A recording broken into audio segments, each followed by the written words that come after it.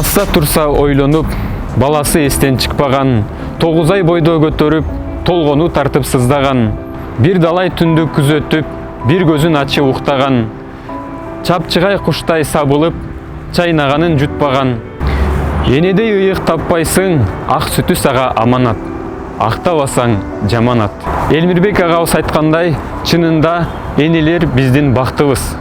Анткени жалпыбызга өмүр тартуулап, чырпыктай кезден бөпөлөп багып, чынар кылган, эрезеге жеткирип эр кылган, кырган кылган энелер, аталар.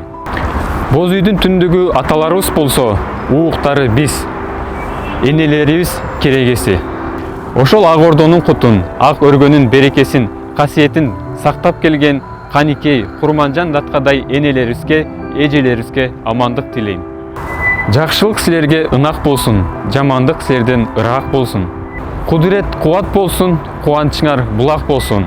8 март майрамыңыздар менен.